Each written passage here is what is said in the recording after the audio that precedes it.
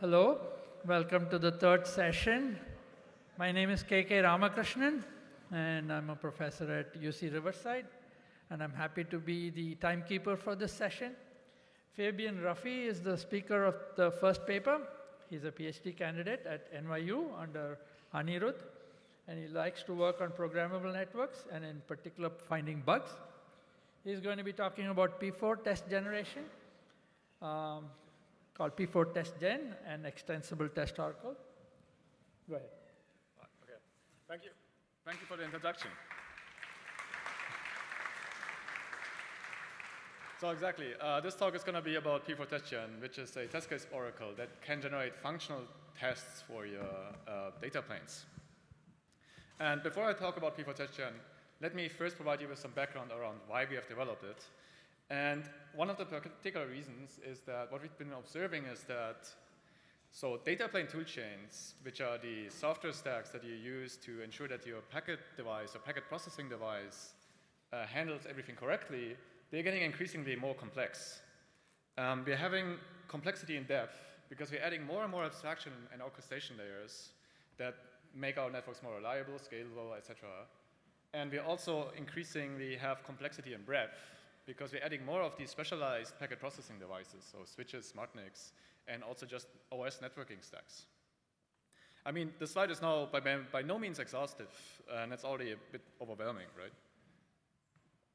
To handle this complexity, what people have started to do is they try to describe the functional behavior of the data plane in the form of a model, an abstract model. And this abstract model only describes the input-output packet behavior they would expect from the data plane. These models, they are written in some form of packet processing DSL. And this packet processing DSL, it tries to capture a notion of feature coverage. So if you have a firewall or a load balancer, you want to capture that particular input, functional input behavior.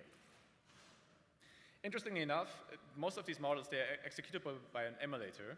And this emulator has a software stack that closely approximates what you would actually really want to deploy at the end in your network. We've seen several examples of this approach. So they range from various levels of fidelity. You could have like a one-big switch abstraction that tries to model an entire network. You could also just model individual network functions. Or you could just do a very simple approach where you just try to understand the switch stack or like software switch stack that you have in your network. So switch V from last year's SIGCOMM' is an example. Now, you built this data plane model. What can you really do with it? I'm going to tell you about a little bit about this process, and then I'll explain some flaws with it that prompted us to develop P4 Test Gen. So imagine you want to implement a switch firewall, and you want to integrate it on a particular new switch in your data center, but you're unsure about the exact software stack that you really need for that. So what you would do is you would start with a switch firewall model, and this firewall model, you can write tests against it and run them. What you do is you just iterate and develop on this model until you're satisfied with it. And then you can just substitute your implementation. And then what you can do is you run the exact same test you've written against this model on your actual implementation in your data center network. You can iterate until you're really satisfied. You can repeat this process as much as you want. So Microsoft's CrystalNet and Google's SwitchV, they describe examples of this approach.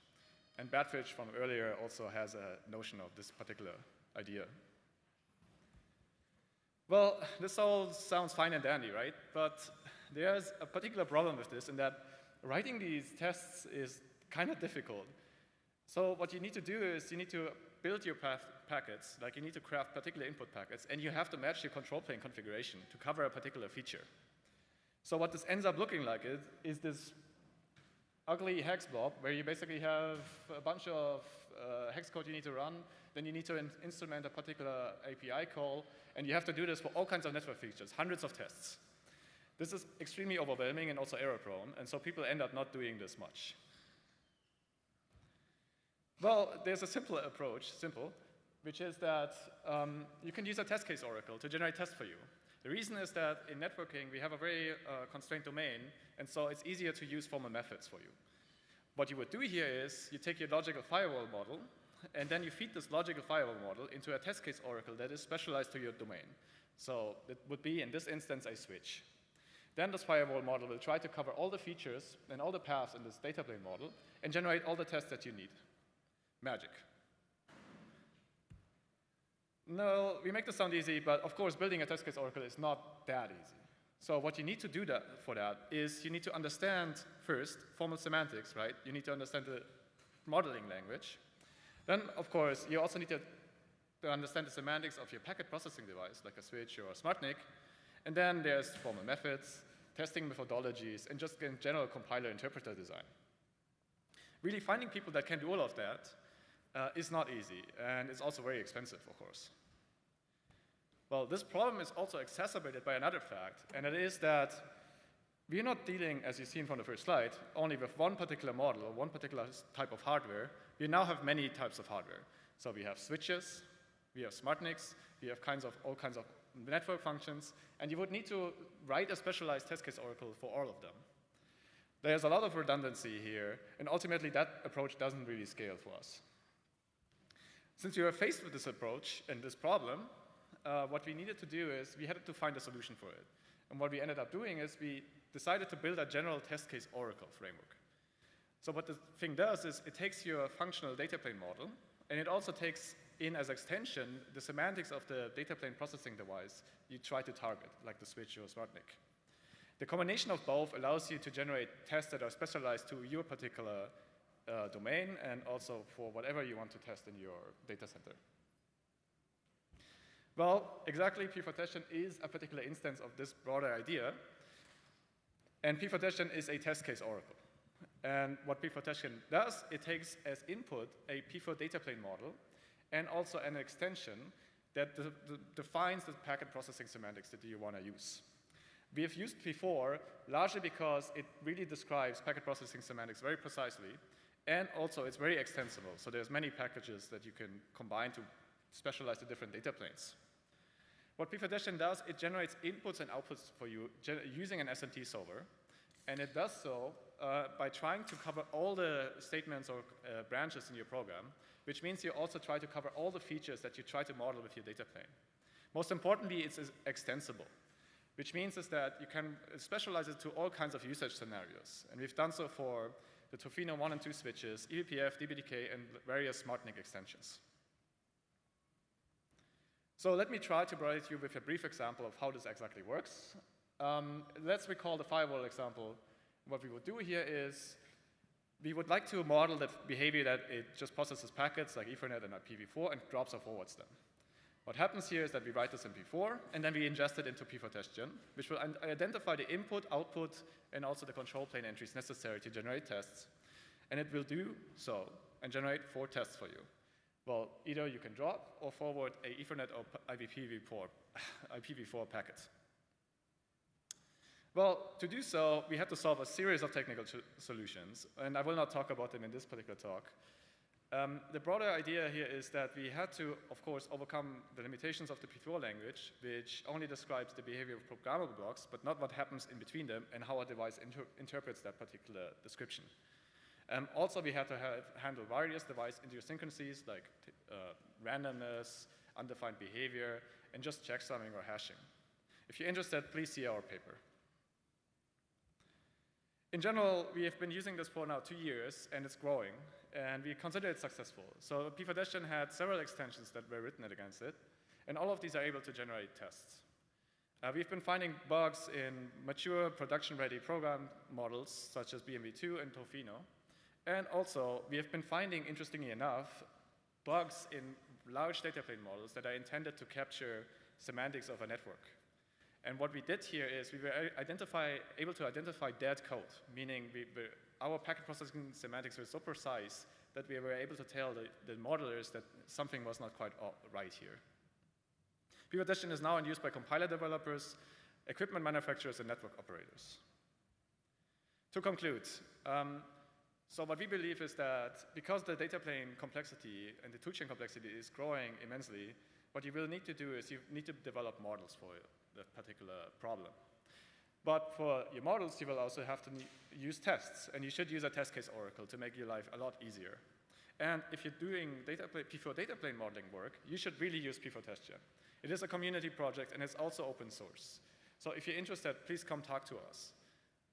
And I guess with that, I conclude.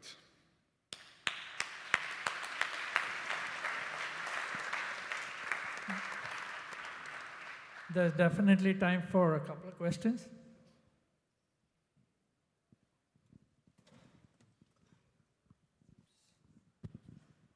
Thanks for the talk, Paolo Ciprica from University of Lugano. You generate input and output packet tests. Yes. But you mentioned the example of a firewall. Do you also generate the rules of your firewall? So does your test generator also generate basically the content of the tables? Yes, so basically the idea behind this entire tool is assuming you have a model written for a particular firewall and it has a particular configuration, so a control plane configuration. What P4Testion will try to do is it will give you some form of coverage guarantees. So it will generate all the rules necessary to cover all the particular inputs and outputs that are unique. I mean, it does not really will give you inputs and outputs that are your particular configuration that you need. It will just give you the inputs and outputs necessary to cover a particular feature.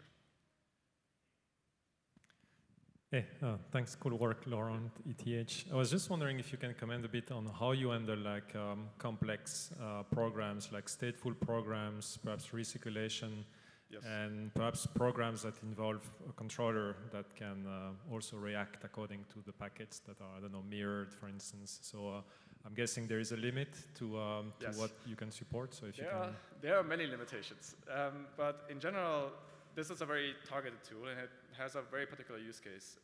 We're targeting something very stateless input-output tests. So assuming you have one particular state of the network, not network, or also, well, network and also your device, and you have it configured in one way, and then you send one input. What is the output you would expect out of this?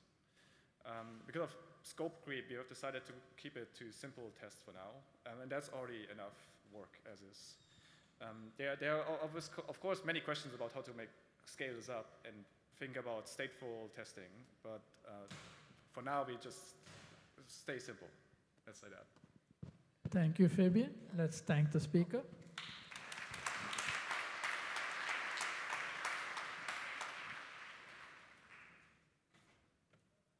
The next speaker is Xiang, and he's a professor of computer science at Xiamen University in China. He received his PhD at Wayne State and spent years as a researcher at McGill and Yale. His main research interest is in network formal methods, programmable networks, and high-performance networks. Please. Thank you. Yeah, thanks, KK, for the introduction. Hello, everyone. It's my pleasure to present our work about how we go beyond the centralized verifier to scaling data plane verifications via distributed on-device verification. So we all know that network verification are very powerful tools to examine the network forwarding behaviors, and it checks the configurations, the forwarding table and ACLs, and even the runtimes of switches and routers to detect whether the network would forward or are actually forwarding packets along the predetermined sets of passes. And in this talk, we focus on data plane verification, or DPV for short, because it provides a fairly high coverage on the actual forwarding behaviors. And existing DPV tools usually adopt SDN-like architecture. Essentially, a class of servers plays a role as a centralized verifier. It collects data planes from routers and switches through a management network, and then run computational-intensive and memory-intensive algorithms to verify the network data plane. So, although people have designed the very powerful data structure and algorithms such as atomic predicates to improve the efficiency of the verifier, the centralized DPV tools do not scale to large networks due to its architecture limitations. Specifically, because it needs to collect the data plane from the network, from the devices, it requires a highly available management network, which is hard to build. But the verifier itself also becomes a performance bottleneck and a single point of failure.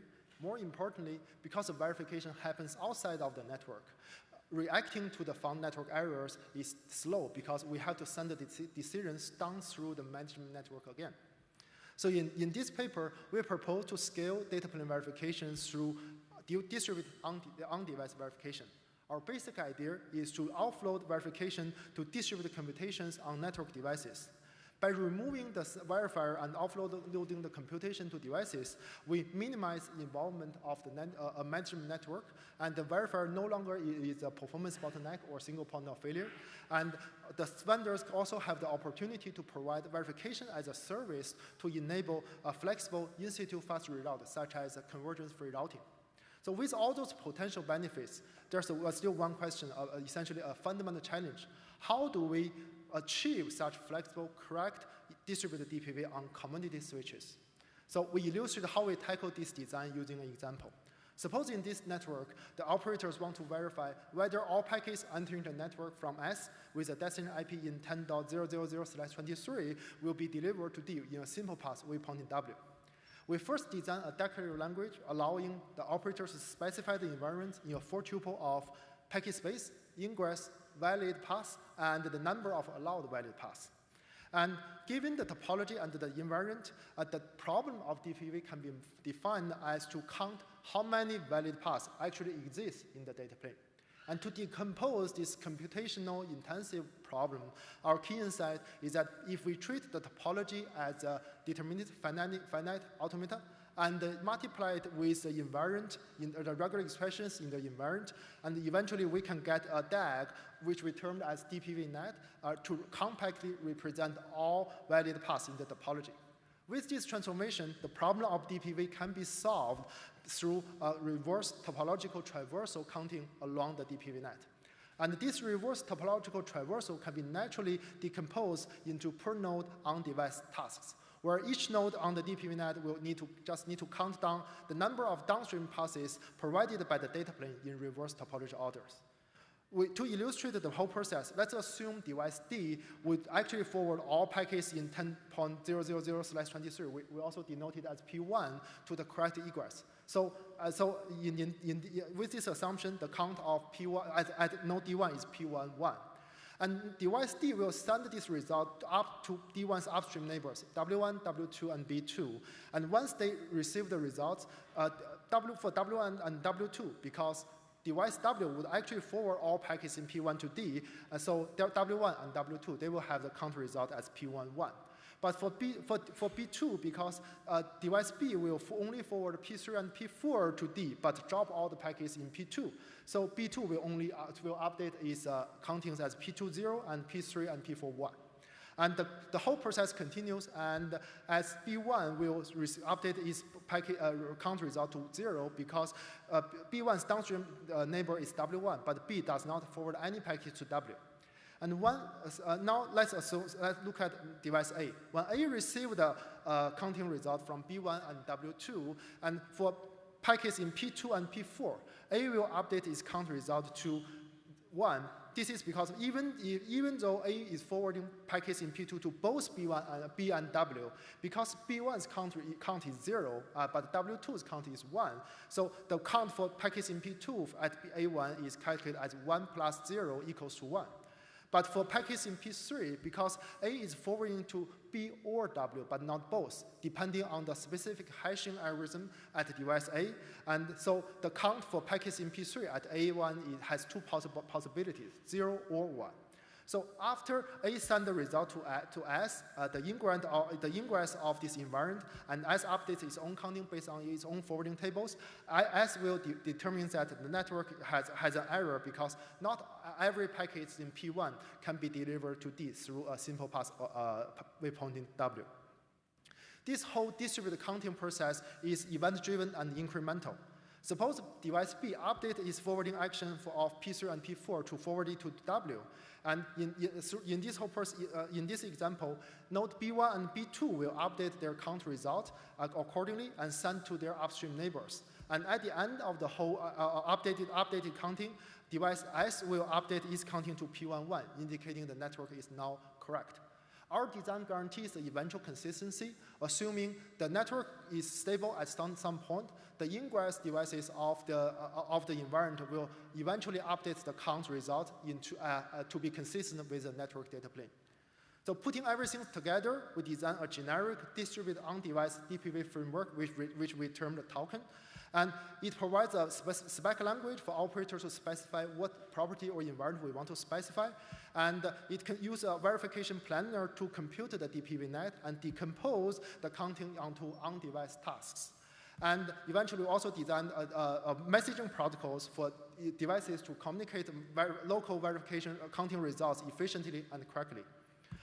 And we have a series of extensions in token, including a subpar mechanism to handle packet transformation, a message-free local verification, making a dual RCDC a special case of ours, and also a pre-computing mechanism to handle fault-tolerant environments such as shortest path under K-link failure, and an incremental deployment design.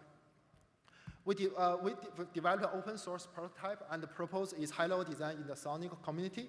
And to evaluate its performance, we first assembled a 6-switch testbed and recorded demos to demonstrate it can verify flexible, wide-range flexible generic environments such as multicast, anycast, different ingress, consistent reachability, and so on. We also provided an interactive demo for visitors to play around with different types of topologies and environments. And we then extend our testbed to include the 9 switches to mimic the original Internet 2 topology by injecting the public data plane dataset and the propagation latency depending on the topology geographic information. We show that for the snapshot for the whole data plane, we can verify loop-free, black-free, limited hop reachability in less than 1 second. And for 80% of incremental verification, we verify in less than 5.42 milliseconds. We compared with 5 centralized DPV tools, all states of the art, on 13 data sets spanning campus network, WAN, and DCN. And we show that token is substantially faster than all other tools in comparison and can verify a 6,000 switch DCN in less than 41 seconds. In terms of incremental verification, token verifies at least 73% of all rule updates in less than 10 milliseconds in all data sets, and up to 2,355 times faster than SOTA in 80% quantile. And for all our simulation devices, we run trace-driven macro benchmark on 4 community switches, including one equipped with ARM-based CPU. And we show that for all those benchmarks, all devices in datasets finish the initialization in 1.75 seconds with a very low memory and CPU overhead. And in terms of the messaging overhead to exchange the result, 90% of message is processed in 3.52 milliseconds, and 90% devices in the topology, we have less than 20 megabytes of memory consumption. So to summarize, in this paper, we propose to scale data plane verification by offloading the computation-intensive computation into lightweight distributed computing on commodity devices. And in the future, we are planning to expand the scope of distributed verification to distributed interdomain configuration verification and diagnosis, with early results published at APNet and also an ongoing work on distributed DNS verification. We also found lots of synergies between our work and the Hydra, which is going to happen at the end of the session. And we are investigating whether we can extend the token design into distributed runtime verification. So with this, I finish my talk. I'm happy to take any questions. Thank you.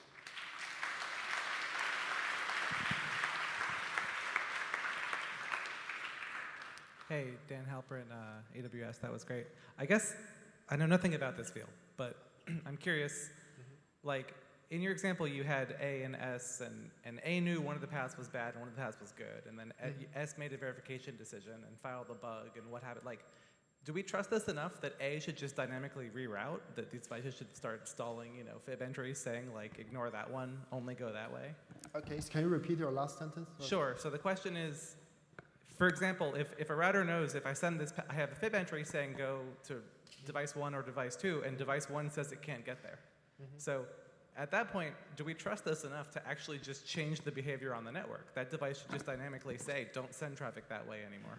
Yeah, that's an excellent question. So in this work, we mostly focus on try to get the result, basically by determining whether it can, in your example, whether the device 2 can reach it or not, and whether we want to reroute it or we report it back to operators to decide what we want to do is it's more like a use case of our work, and we plan to investigate in the future.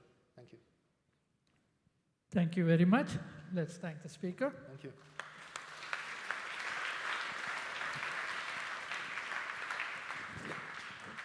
The third paper is a video, and the speaker is Kaihui Guo, and is currently an assistant researcher at Zhongguan, sorry about pronunciation, and he received his PhD at Tsinghua in 2023. Hello everyone, I'm Kaihui Gao from Tsinghua University. Today I'm going to talk about our work. Dance. It's okay. It's all right, it's okay. And Vincent here will answer questions at the end of the video. Hello everyone, I'm Kaihui Gao from Tsinghua University. Today I'm going to talk about our work. Dance, fast and affordable discrete event network simulation with automatic parallelization. Network simulation is an essential tool for network planning, operations, and innovations. It aims to build a for fidelity and low-cost virtual network. Discrete event simulation is the predominant paradigm for network simulations. In a dense simulation, every event is treated as a discrete event. A full simulation trace is the sequential execution of each event, ordered by the timestamp. So it's accepted to be full fidelity, and it requires only affordable hardware, such as CPU. However, the poor scalability of existing decimeters has been a persistent concern for network practitioners. For example, Omnet++ takes more than 9 days to simulate 1 second of a typical DSN. Improving the scalability of DES is difficult. Recent work has made progress in the following 2 axes. First, continuous time simulation, such as Q-link theoretic. These techniques can achieve higher scalability because they ignore packet-level events. Second, AI-powered performance approximation, which use deep learning to fit some metrics. But their driven models have inherent errors. Besides, part of their performance is still bottlenecked by DES. These approaches speed simulation up by reducing the workload, but sacrifice fidelity. And the network practitioners often still need full fidelity packet-level results. So the need to improve the scalability of the DES simulator itself is urgent. Our insight is that the culprit is not the workload of DES simulation, but the underutilization of computational resources. In detail, existing DES simulators don't exploit the full potential of multi-core CPUs. Extensive experiments show this in 3 aspects. First, they ignore data locality in memory, resulting in high CPU cache miss rate and prolonging the simulation completion time. Second, when using multi-core CPUs, they only support multi-process parallel mode, which stores the same data in each process, making memory a bottleneck. For example, simulating fetch tree whose K is 32 with 32 processes requires up to 5 TP of memory. Third, the consistency overhead in current parallel DES simulation is too high. As a result, the simulation speed of 2 processes in parallel is slower than the single process.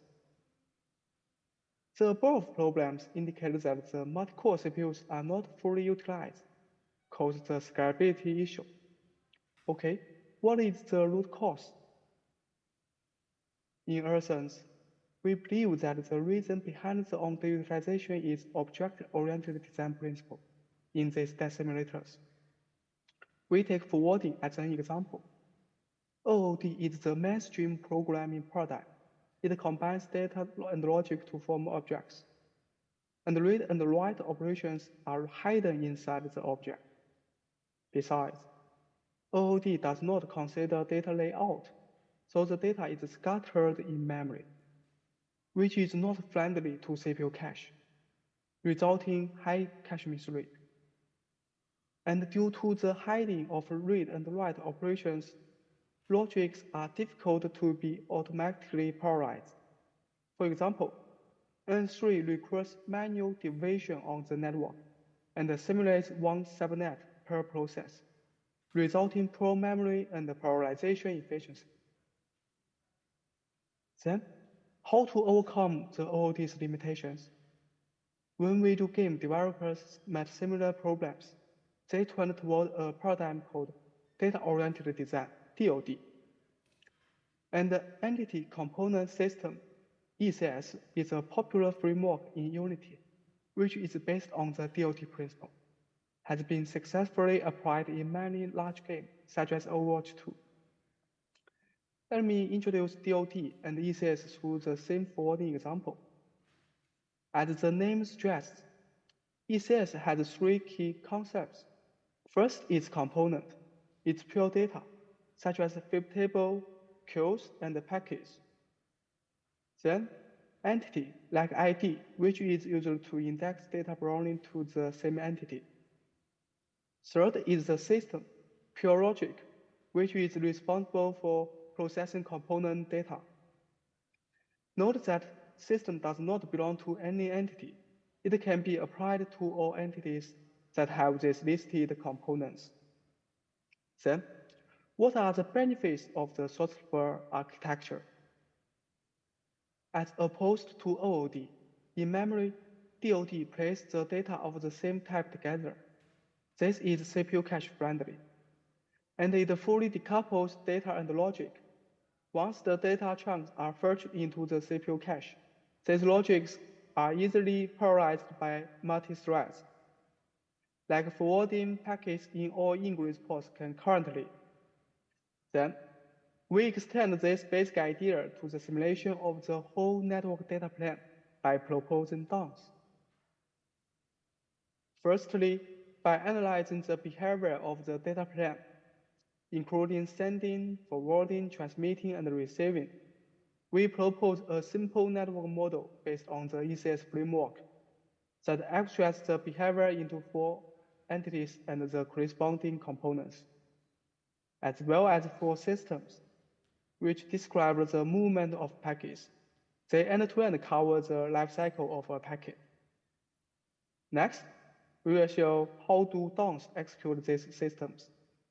Firstly, for reducing consistency overhead, the threading model in downs will sequentially execute these systems.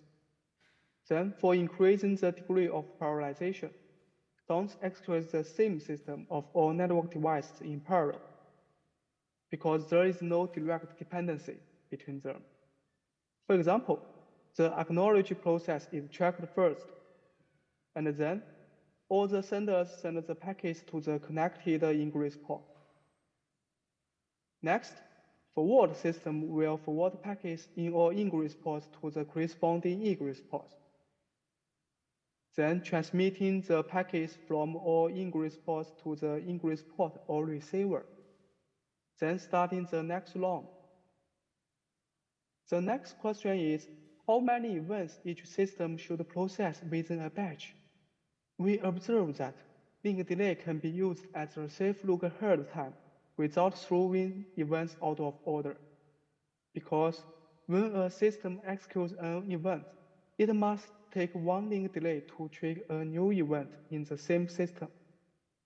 That means each system can safely execute events what will happen in next cycle. The cycle length is the link delay. In this paper, we prove the correctness of the threading model. Okay, we implemented these designs and downs based on Unity. In evaluation, firstly, we simulated designs with different scales in a single machine. Downs accelerates the simulation up to 22 times compared to N3. Then, we use multiple machines to simulate a large-scale one. Downs accelerates the simulation up to 65 times compared to Omnet++. Then, the micro-benchmark experiments show that downs has a lower miss rate and memory consumption As a result, DOMs can simulate factory 48 on one normal server. Meanwhile, DOMs can make full use of 32 CPU cores. Finally, the simulation trees of DOMs are 100% the same as existing tests. In conclusion, by proposing DOMs, we demonstrate the ability to simulate large-scale networks with full fidelity using only CPUs. Due to time constraints, I don't show the full details of DOMs, which can be found in this paper. We have made DOMs open source, and we invite you to visit the post and demo session, where we will present a demo of DOMs and its front end. In the future, we will continue to extend DOMs to support more protocols. Thanks. Let's thank the speaker.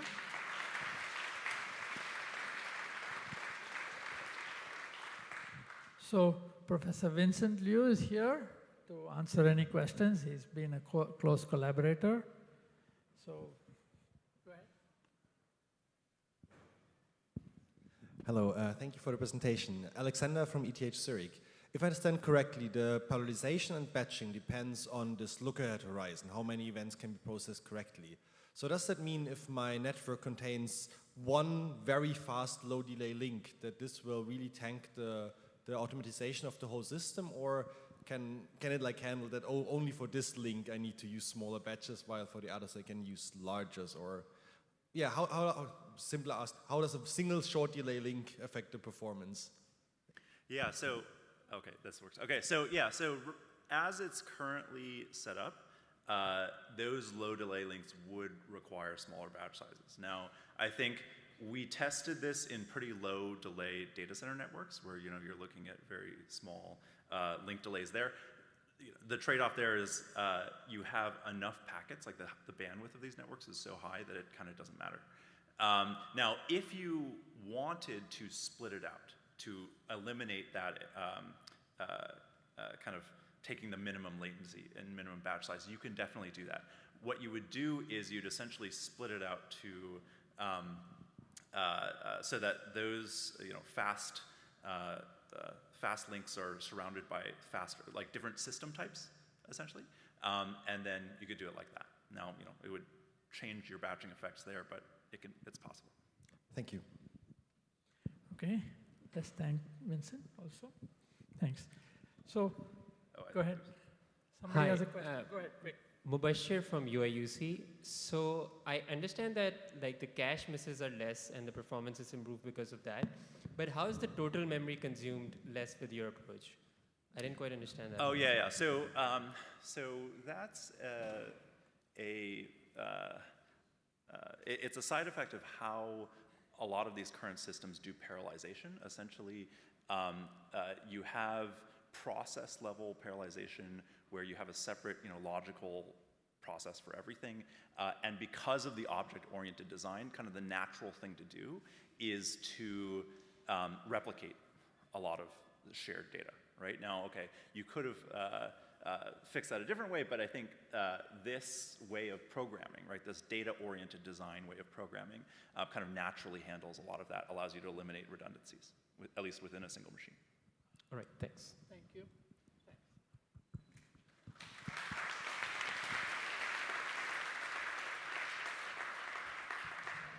The next talk is by Jun Kim, who is now an assistant professor at University of Virginia. He got his PhD from Georgia Tech. And before he joined University of Virginia, he was at Princeton as a research scholar with Jen. And he's happy to receive contacts from students. He works on network measurements, SDN, and a whole bunch of other things. He's going to be talking about runtime network verification. Jun. Cool. Thank you for the introduction. My name is Jun Kim, and I will present our work called Hydra, Effective Network Verification. So as our network gets bigger, faster, and more complex, it is harder for human operators to make them work correctly, right? But one glimmer of hope here is that networks are becoming increasingly programmed top-down. And that means the network-wide behavior is established at the control level, and then compiled down to rules running on switches and NICs. And this lets us detect the network-wide behavior without needing to know how each element actually operates. At the same time, networks are getting more programmable end-to-end, meaning the end-host stack and SmartNIC and switches can be programmed using language such as P4, eBPF, and DBTK. What if we can tie this all together in a closed-loop system, in which we determine the behavior at the top level, and then check those individual packets are being processed correctly at the bottom in real time, and then feeding it back to the control system for corrective behavior? And just imagine, network could, for the first time, be controlled and run automatically, not just by randomly catching errors with pings and trace routes through the network, but by immediately and reliably stopping them, the errors in their tracks as they happen without human intervention. Networks will become more reliable and trustworthy, which will make our human operators feel more confident about trying more daring ideas, which, after all, was the original rallying cry of SDN. So what are these problems we're trying to catch here, right? So for sure, we want to catch the familiar set of errors we see that are caught by static checking. For example, loops and black holes and reachability issues. But we also want to catch bugs that are not caught by static checkers. And for examples, runtime errors caused by bugs in the implementation, or hardware failures like bit flips or noises on the buses. And for example, consider a network in which a packet header field actually indicates which packet should belong to which tenant, right here. So in this example, we want to make sure the cat tenant and the dog tenant cannot send packets to each other. But if this bit is flipped by the hardware failure, the packet might show up in the other tenant's network, which would be a disaster. So we are going to make a radical and ambitious goal to try to catch these errors in real time, immediately, so that such packets cannot make progress and drop them in their tracks as they happen. And this means adding tests or checks in the data plane to execute at line write during runtime. So there are some practical challenges to overcome when tackling this issue. First is the language. How can we actually express the errors we're looking for in the data plane? And second is the overhead. How much overhead in the switches and NICs? For example, in other words, how can we add this capability to switches and NICs without slowing them down too much, making them even more complex? And third is the ease of use. How to make it easy for operators to write these checks for themselves. We came up with a solution that works for any network, whether it's fully programmable or not. It is scalable and works in real time, paving the way to a closed-loop system we have in our dreams. We call our system Hydra, and I will going to start by giving you some examples how it works. I'll start with a simple wormhole example. Let's revisit the example with cats and dogs. Many virtual and slice networks use a packet header field to indicate which tenant or slice a packet belongs to. If a simple bit is flipped, it'll violate the promise policy, right? So we want to check for this with stat checkers to make sure the forwarding rules are installed correctly, and we should certainly do that. But if the implementation is wrong or a bit is flipped here, in the memory, we will be able to catch this.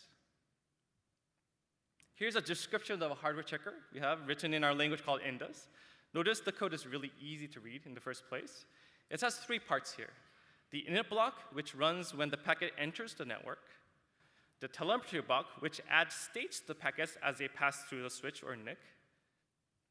And the checker block, which runs checking code only when the packet exits the network. And Indus programs, all Indus programs have these 3 parts in them. Next, the compiler runs the code into, compiles the code into P4 code running on each switch and SmartNIC. The really important part here is that the P4 code runs alongside but isolated from the forwarding code.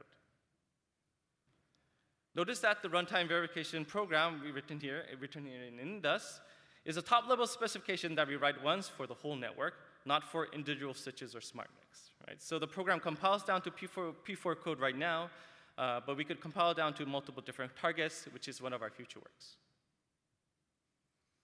Because the checking code runs at line rate in real time, it can check and act immediately on every packet as they pass through the network and switches and SmartNICs. Let me talk a bit more about the Indus language. Indus program can access the control plane and the data plane state. The control plane states can be accessed through the control variables. They are state configured by the control plane itself. The telemetry variables carries the information about the packet through the network, which is checked at the top, last hop against the control plane dictionary again.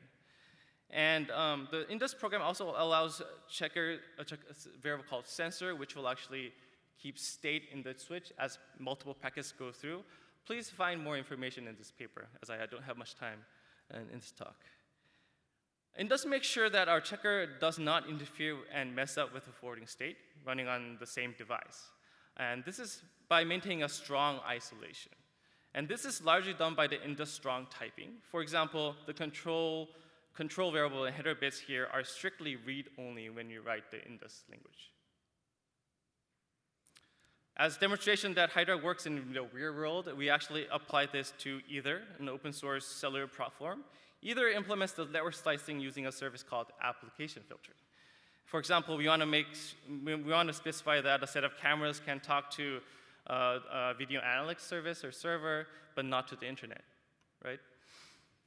I won't go too much in detail, and you don't have to pay too much attention to these full table entries right here. The point here is that the real world scenario, it is a real world scenario, and it's a pretty complex situation. The issue arises because either had to implement this functionality across two tables to optimize the use of the ASIC. And unfortunately, a bug in the control logic that maps these commands down to these tables led to a bug where the combination of these two tables would execute a wrong action on certain packets. Using the Hydra program, as shown here, it was easy to actually detect this bug. Note that there can be cases where the bug is dropping packets so that they should have been forwarded. So we actually also have an action called report to the controller instead of just rejecting them. This bug would be nearly impossible to detect with a static checking. One would need to correctly model every layer in the control plane, data plane, and the compiler and drivers, and this is nearly impossible.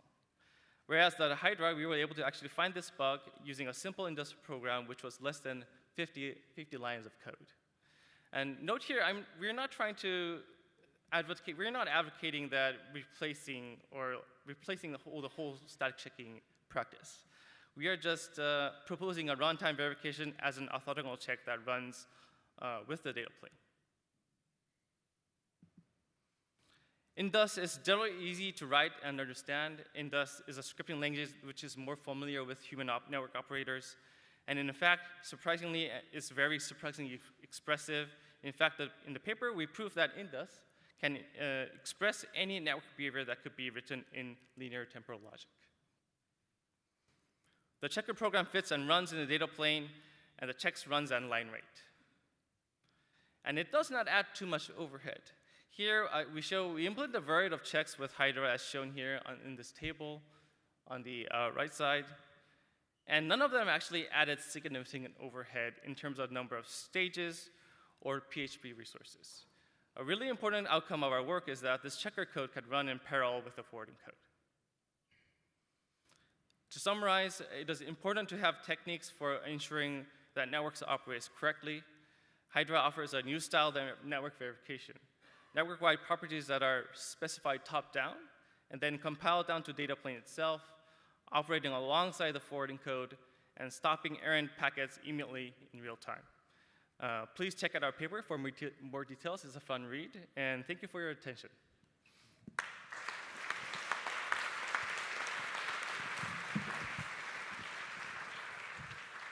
We have time for a couple of questions.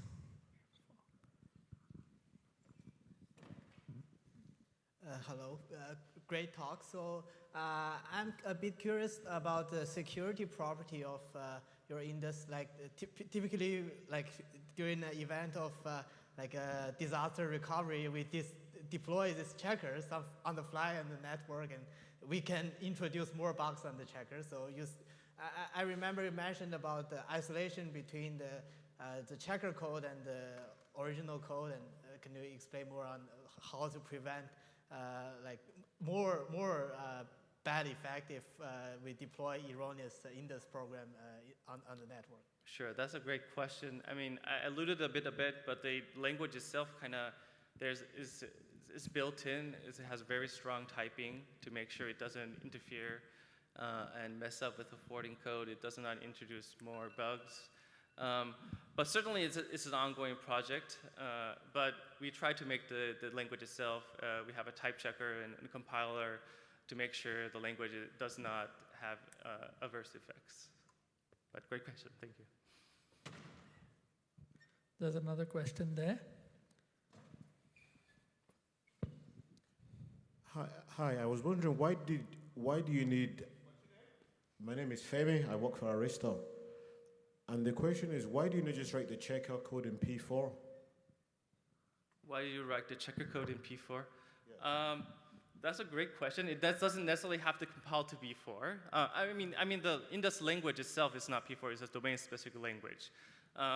We compiled it to P4 because it has the potential to, convert to run in a lot of different targets right now.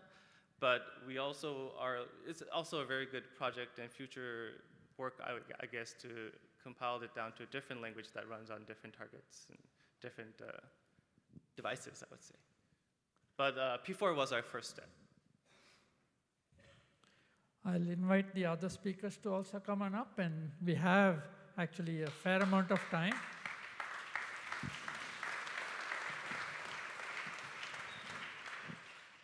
Go ahead.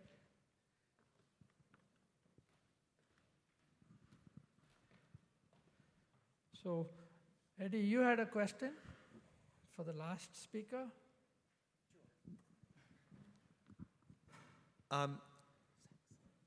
I'll try and generalize this question for all of you. So one of the things that you have to think about writing these specifications is what happens if you get the specification wrong. And if you get the specification wrong, you drop packets.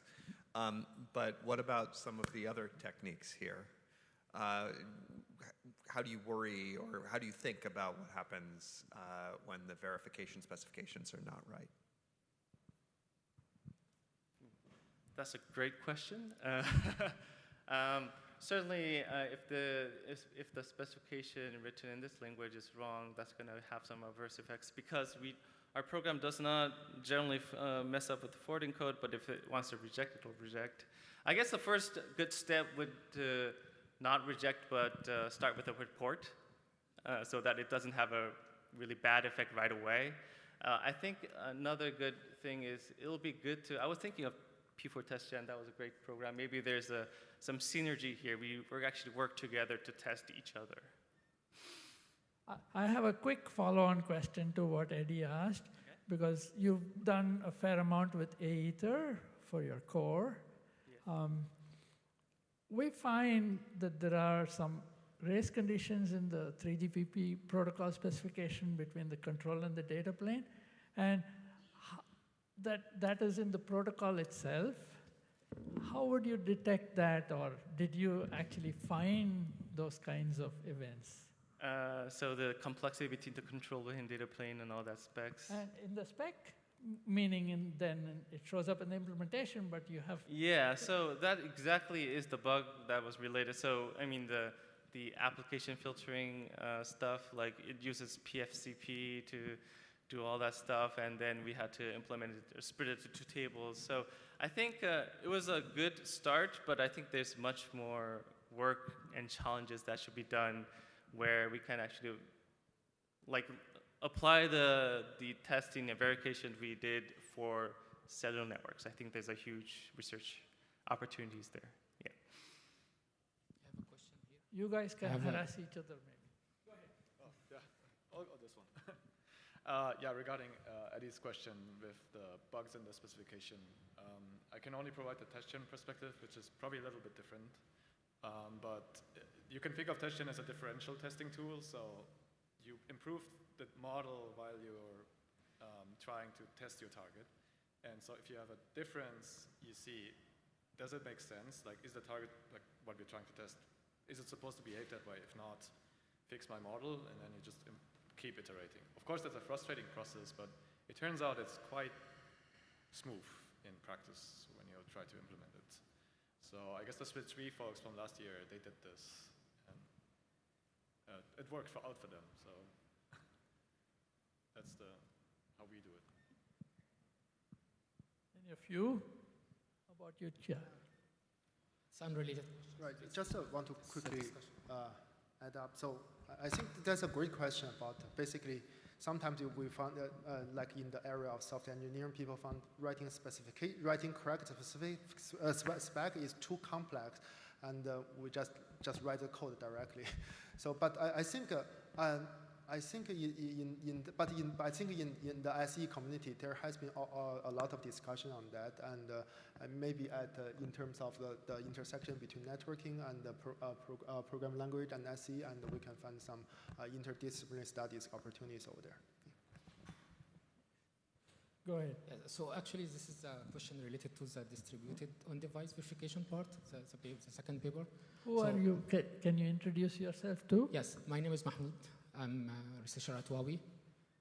So the question is basically about the scalability part. You mentioned that when you distribute the verification part into multiple devices, you will resolve the scalability. But maybe I missed something, but it looks to me like you're propagating the messages from the destination to the source, which might seems like it would take an exponential amount of time in order to recover to a final solution or a final case that it validates the whole network. So it might increase the scalability issue, not resolve it. Or maybe I missed something. Yeah, I think if we want to verify the whole data plane, like the whole, we jump start from the beginning, verify the whole network. Approximately, the latency is linear to the network diameter, because as you said, we need to propagate results. But in terms of incremental verification, as you might see some slightly discrepancy between the results we reported. Because once, suppose there's some rule updates at certain devices, and in our evaluation, we found that in most cases, these local changes of counting result actually, sometimes even if the rule is updated, the local counting result doesn't change. That means we do not need to propagate the information anymore. And even if the local counting results changes, we only need to propagate it like 1 or 2 hops. And that basically means we do not need to go through from the destination all the way back to the ingress to finish the verification. That's why we perform so well in terms of scalability. Other questions? Do you guys have questions for each other? You both talked about synergy between your work. Maybe you can tell us where you see that. So, yeah, I'm guessing it comes back to differential testing. So they use P4 code, so we could execute and generate tests with their P4 code, and then see whether they, like, I don't exactly know what kind of programs they have written or generate, but we could just simply generate packet input-output tests for them and see whether they work as expected. So I had one question I actually proposed to then. I think you alluded a bit. Can I ask one question? Oh, maybe. Sure, yeah. Yeah, like I think you said there's a random states in the data plane, and yes, you have that's a challenge, and you try to tackle that. Do you consider that there could be state in the data plane, and some state you have to actually send multiple packets or in a certain rate to test something? Do you also model that? Well, yeah, that's one of the problems, an open problem we have. So what we do currently is we generate tests, and some of these test frameworks, they allow us to manipulate state in such a way that we can initialize a target in a specific way that assumes we have multiple input packets. But what we currently do not do is we don't send multiple inputs. And that has been something that has been requested by us multiple times. So we're starting to really think about how to implement this, but we haven't done so. There's a question from... Hi, thank you. So I am Shushavan from RISE. So very nice talk, all of you. So I have one very general question to ask, is that you have made this simulator and verifiers, right? All these things, considering more like traditional packet switch architecture, right? So what I was thinking that, do you think that it would be challenging to kind of extend these ideas for more like recently proposed all optical architectures, right? Where you have these optical switches in the whole ecosystem, which would add several complexities, like you need to change topologies at like runtime, that would change route, and like all those things. So some fundamental assumption, like your network is static, that is like going to break. So do you think that that kind of would be an interesting direction, or how hard would be to take this challenge? Thank you. I don't know. Yeah, I can speak a little bit about application to DONS at least. I think, you know, I think as far as I know, even in a optical circuit switch network, you can at least model things as events, right? So, and anything that can be modeled as an event can be simulated using DONS with, I think, minimal changes here. No, I think just one more thing to ask is that I think one of the challenge for the optical switches is that their like physical layer performance varies, right? So I was thinking whether it would be kind of easy to incorporate those kind of impacts into your like model or something like that. Yeah, I'd have to think a little bit more deeply about it. I think there are certainly simulators that claim to handle, you know, physical layer effects to pretty fine granularity, and so I imagine you could do something there, but I'd have to think about it. Any of you want to answer? If you have something to say. So I don't know much about optical switches. I'm really trying to learn more about it too as well. I mean, I was thinking of work, it relies a lot on packet counting. And I'm assuming these switches also have at least some packet counting capabilities, like some capabilities that, no? Probably not, okay. Right? They just can change like circuits. Okay, so we should talk more about that. Thank you. We are at the end of our session. Sorry about that.